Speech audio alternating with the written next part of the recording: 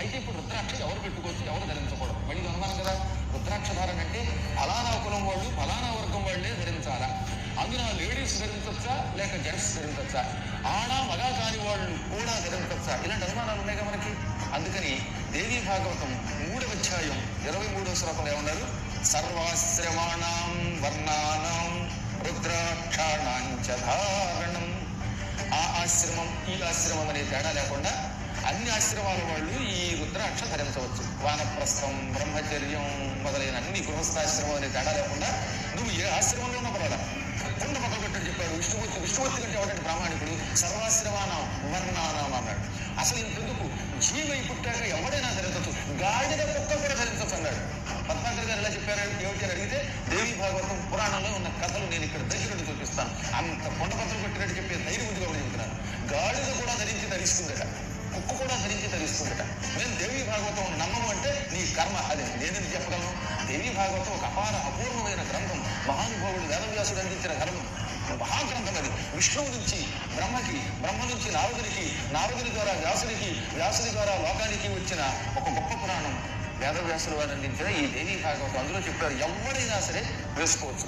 కాకపోతే వేద మంత్రములతో విధులు, మంత్రం లేకుండా తక్కిన వాళ్ళు వేసుకోవచ్చు. ఎవరు వేసుకున్నా వాళ్ళు ధరిస్తారు.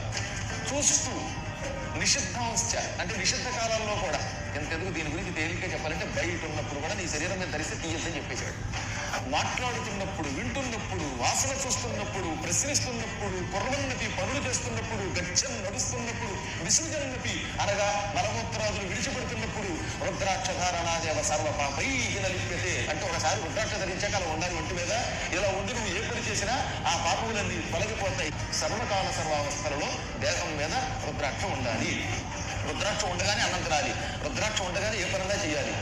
అయితే ఈ రుద్రాక్షల్లో కొంతమంది దీనిని ఈ సమయంలో తీసేయాలి, ఈ సమయంలో తీయకూడదని చెప్పారట. ఇప్పుడు ఇక్కడ వరుసగా చెప్పుకొచ్చేటండి. ఇవన్నీ శ్లోకాలు నేను వదలకుండా ఎందుకు చెప్తానో తెలిసిన, ఇవి వింటే మీ సందేహాలు పటాకంటే అవుతాయి. రుద్రాక్ష ధారణ చేసేవాడికి ఎంత పెసరు దానం చేస్తే కొండంత దానం చేసిన ఫలితం వస్తుంది. మెడలో హారంలో కానీ, చేతి యొక్క కటకాల్లో కానీ, నడుముకున్న వడ్డాణంలో కానీ ఏదో ఒక దాంట్లో ఈ రుద్రాక్ష పెట్టుకోండి అన్నాడు. బంగారం, వెండి మొదలైన గొలుసుల్లో, కంకణాల్లో ఎక్కడో ఒక చోట ఓ రుద్రాక్ష పెట్టుకోండి.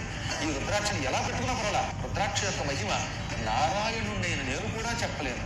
ఇంకా సామాన్యుడు ఎదుగుతాడు, నిత్యం తాగుపోతాడు.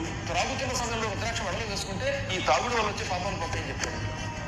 అంటే మద్యపానం యొక్క మహాపాపం కూడా తొలగిస్తాడు కదా.